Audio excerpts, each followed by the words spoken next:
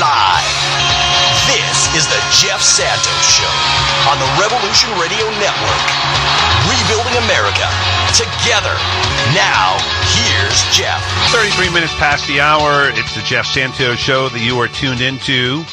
Again, folks, just a reminder, you can go to revolutionradionetwork.com after the podcast, after the show, that is, and get podcasts of the program at 6:30 Eastern Time, 3:30 Pacific Time.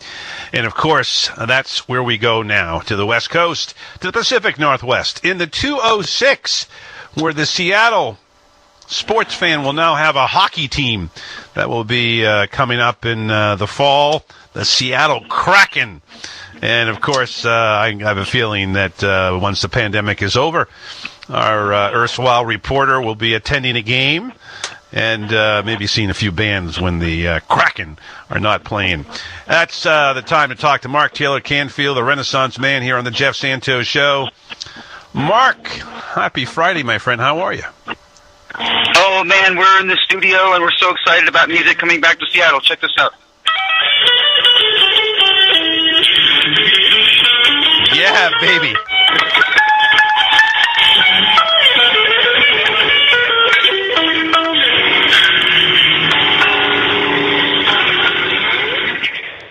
And that's what a Fender Stratocaster, a classic Fender, sounds like plugged into a Marshall tube amp.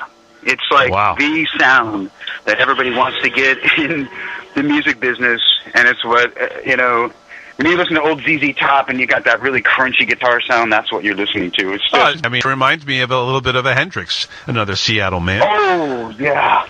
Well, right now I'm looking at Jimmy. I have a gold-plated record of his called Hey Joe. Of course, I'm sure everybody knows that song. It was actually written by Billy Roberts, but he covered it. And it's framed with a photo of him playing his left-handed Fender Stratocaster, and he's always looking at me when I'm playing, and I'm always looking at him, and we're just, we're kind of vibing there, because he's like the patron saint of music in Seattle. There's a big bronze statue of him on Broadway on Capitol Hill. I mean, and everybody, when you go by, you rub his head. There's also a statue of Chris Cornell right outside of the Experience Music Project, which is now called the Museum of Pop Culture. But we're just really excited that music is coming back, and I have a drummer, and everybody's getting ready to buy their tickets and go to the next show. And I just also saw a picture from Keith Richards' official Instagram account where he's sitting there playing an old classic Gibson in his recording studio. And hey, they're going to tour again? I mean, are they going to go on like an 80-year-old tour? Turn 80, go on tour? No. I mean, they've already, as far as the actuary stats, they've already pushed way, way, way beyond what anybody would have predicted at this point. Yeah. I think Watts is already in his 80s. I know that, the drummer. Yeah. Maybe he'll retire. You can use him as a drummer, man. Did I see a photograph of you at the Key Arena? Is this an old one? Because I can't imagine they're having events there yet, because that's what the new Kraken are going to be playing there. But something about Peter Gabriel, or is that something from the past? I don't remember what the date was, but it was the last time that I saw a major act at the Key Arena. Everything I've done there since then has been covering, Elizabeth Warren and Bernie Sanders and political events. It's also where I ran into Barack Obama and got to, when he was in town. But no, they haven't finished the Key Arena. It's under renovation now. It's, it stopped for a while, and then it's supposed to be done this coming next year. But that concert was actually Peter Gabriel's last time he came to Seattle, and he kind of took over the Key Arena, and they had the Peter Gabriel in the round, so to speak, like Yes used to do with the round stage that actually rotated. So as long as he was walking at a steady pace, he could stand right in front of you and sing. But as soon as he stopped, it would take him over to the other side of the stage, and then he would speak to another audience, because the Key Arena, being arena seating, there's 360-degree, seating. Right. And so he took advantage of that. He had Tony Levin on bass, who's one of the greatest bass players of all time, who's played with prog rock bands and stuff.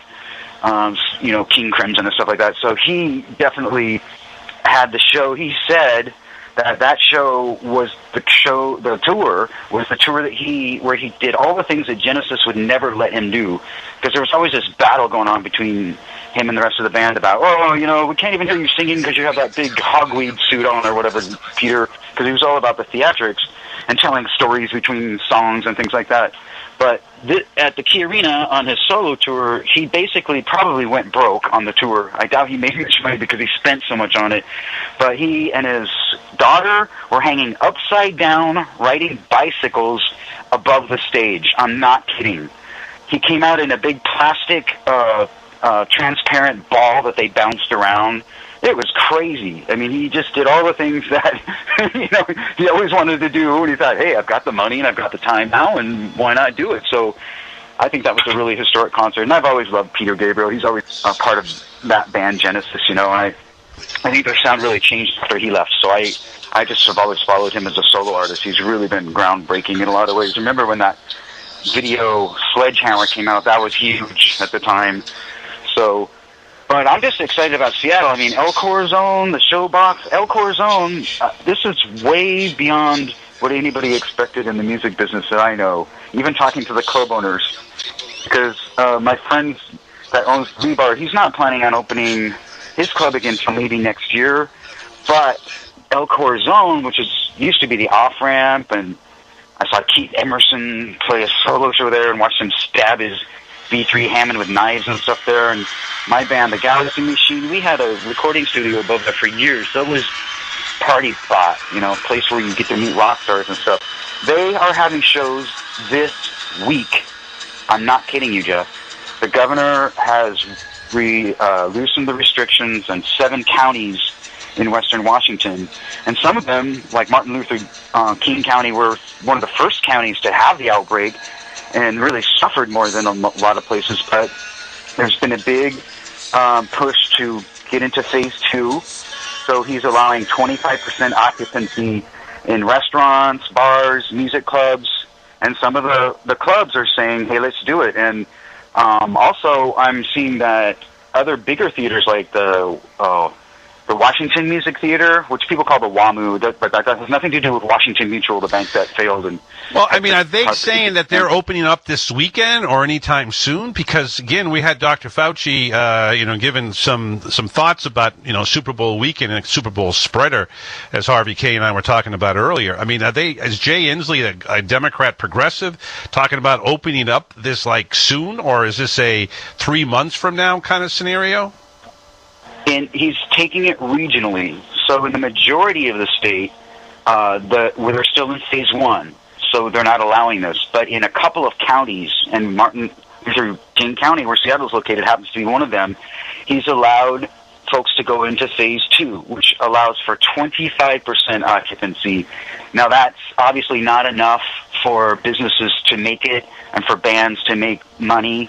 And obviously some of these bigger places that can afford the overhead and stuff, they are going to be charging much more expensive ticket prices because the occupancy is so small. But there are a couple of clubs, including El Corizon, which are actually having shows this week. They literally are having bands come in. Now they have to be 6 feet away from each other. I know you're a big supporter and obviously a performer, but I think that's risky behavior, man. I'm surprised Jay Inslee is kowtowing to that. We just heard that Governor Murphy, who's up for re-election, and I don't know if that had anything to do with it. Inslee already won re-election last year. I don't understand this concept of opening up in a pandemic. We're still nowhere near. In fact, the variants from South Africa and Brazil, as Dr. Kavanaugh illustrated yesterday, are actually going to make this thing worse. I think it's insane. I was just listening as you were talking. I went into my archives here, and I was listening to a great song by Yusuf Nador and Peter Gabriel, called Biko, which he did at an Amnesty show in London back in 1988 when I was a young lad, and was fascinating then, and it still is. It's all over the internet. You can look it up, but it's just one of the more intense songs about the tragedy in South Africa in the 1970s. And a great tune. But yeah, I mean, I don't know. I think that there is a need here for people to sort of understand that you need to get vaccinated, and that means everybody, not just the first responders and people who are now 75 and over, and then eventually 65, et cetera, et cetera. I'm thinking everyone, because until then you're playing with fire. Well, here's the deal. Most of the clubs in Seattle are not open. Okay, so I know I'm jumping at the bit, and I'm overly excited about it and overly enthusiastic. I have no plans to go see the shows this week. Okay. Because that's good. And I've also tweeted out, that there are complaints not only about the inequity in terms of the way that the vaccines are being distributed right now. Like, several hospitals have been accused of, only offering them to high-paying donors and things like that. And then also there's been a pushback. There was a cover story in the Seattle Times about the inequity at some of the hospitals. So some of the scheduled vaccinations have been canceled, and other people have been allowed to get in line, so to speak, not just the VIPs, not just our members of Congress and government and things. So most of the clubs in Seattle, and I tweeted about this, I said, I am shocked and I am surprised, considering that there's also, and we learned this from the conference call meeting with our senators, sorry, I got a call, so I'm trying to get rid of it here, our senators and you're talking about Patty Murray and Cantwell? And Pramila Jayapal, they all said that there is a shortage of vaccinations. So they have gotten together, and Inslee's gotten together to demand access to more vaccinations from the federal level. So there's a coalition of governors and other officials who are doing that right now. And then most of the larger places, including the Showbox and the WAMU, we're talking April is what they're saying. So they're willing to do shows in April. I know Ministry, which is a famous industrial band, and also Frontline Assembly, and these bands that are really famous. They've been around for forever. I mean, he's very famous and well loved. They're coming to the Showbox, and they're going to be there, like, I think the last day of March or something. So what it means is that some people are willing to have larger venues that have more space, are willing to let 25% of their capacity in, and then they're going to have designated areas where people have to be, so they have to be away from each other, and no crowding at the bars and things like that. You got to stand 6 feet away. The band members have to be 6 feet away from each other and all that. And so they're going to try to deal with it on a very small level basis where it's only 25% capacity. So very small crowds. And the tickets are going to sell out immediately, because I told you Seattle is crazy about music. I want to take a call from my good friend Mark in San Francisco, who sees a lot of live events, more so jazz, in a second here, because I know that he would like to go. I mean, I used to attend a lot of concerts as well, and I would like to do that again. But I want to talk. A good friend Stephen just sent me this email, and it's about Amazon, and of course Bezos is leaving, and I'm wondering what the scenario is, because Jay Carney was a press spokesperson for the Obama administration for many years, is really using excuse after Alabama Amazon workers are exposing what is happening, forcing them into anti-union meetings, texting them 5 times a day, putting messages in bathrooms, even changing traffic light patterns, and harming union organizing. This is outrageous, and it's, of course, in the 206 where you are, not far from where you live and play. What are you hearing about that? My attitude about that is that Amazon has always struck me as sort of a strangely, almost cultish kind of corporation. and this just comes from people that I've talked to that have worked there, and there is a certain amount of kind of brainwashing that goes on with that corporation when you work there, and so I'm not surprised that they kind of go out of their way. Jeff Bezos also sometimes comes across a little bit as sort of a cultish type figure and a little bit of a megalomaniac, so I wouldn't be surprised to find that they use their kind of overreaching,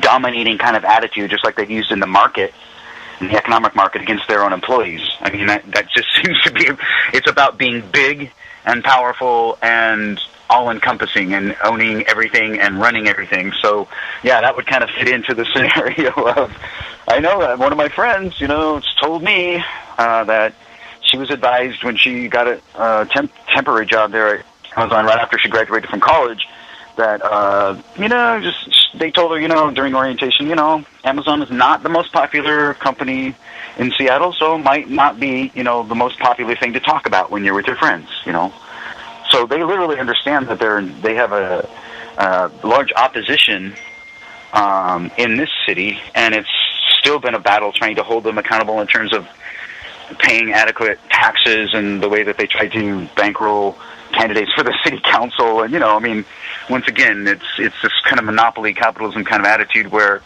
we're just going to take over and control your city and control your city government and control the marketplace and control our employees. And I thought, by the way, I just have to say this. I really have enjoyed listening to your program this week. And I just have to say, it's great listening to Harvey Kaye. I so much enjoy him.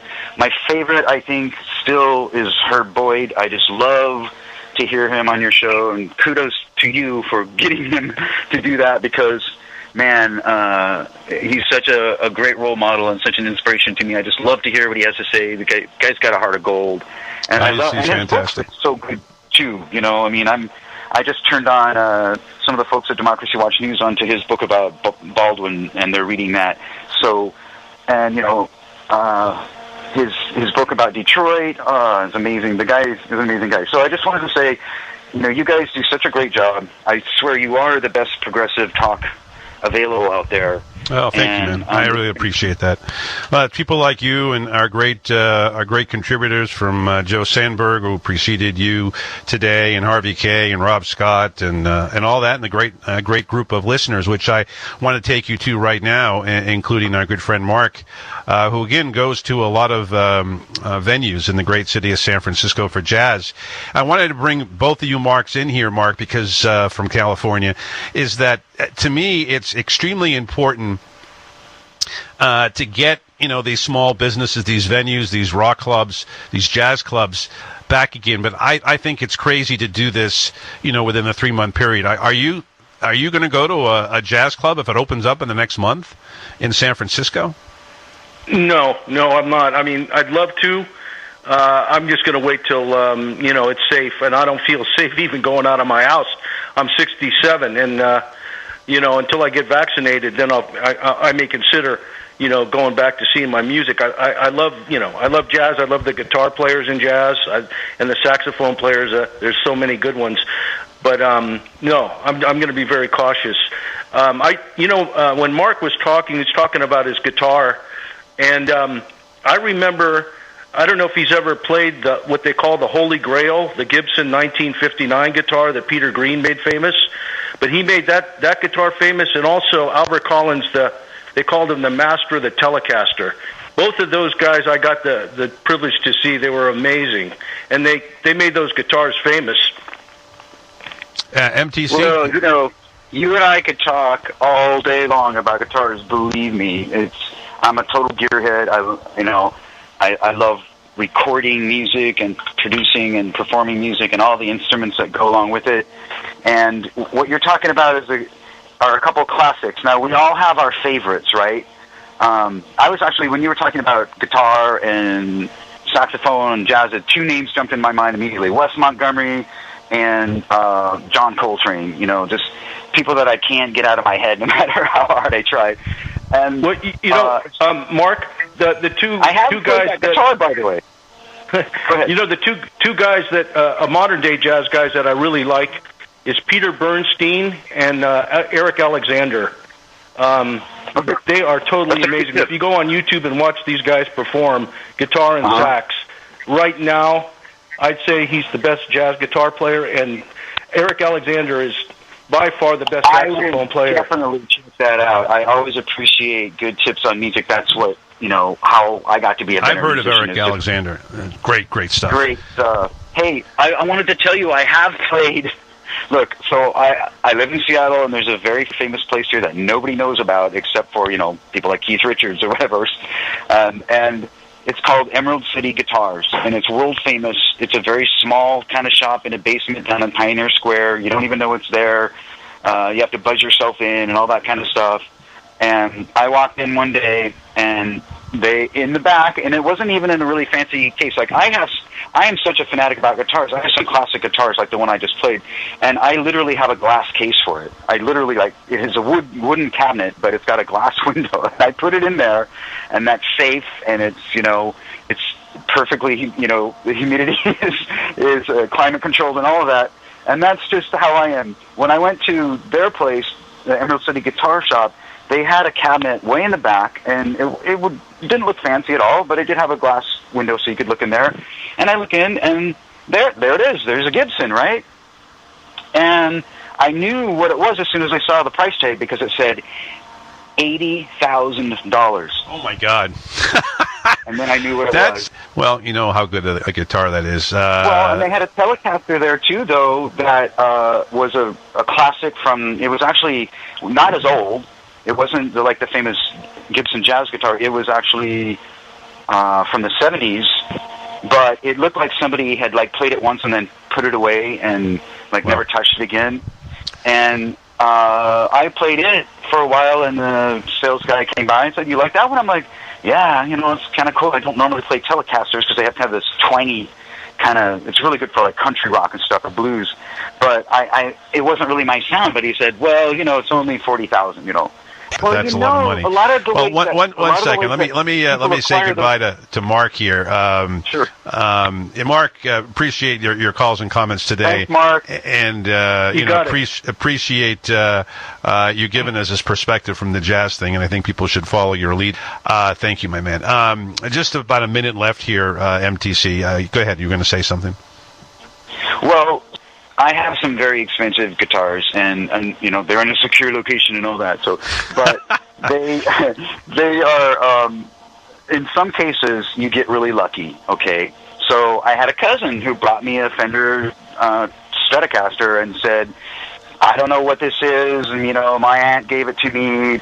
I never play it, and I thought you might like it. You're a musician, and maybe you'd like to buy it for $300 or something. Well, it turns out it was a classic 60s Stratocaster that was worth 10 times more than that, but I didn't know at the time, right? Yeah. So $300. No, I can imagine.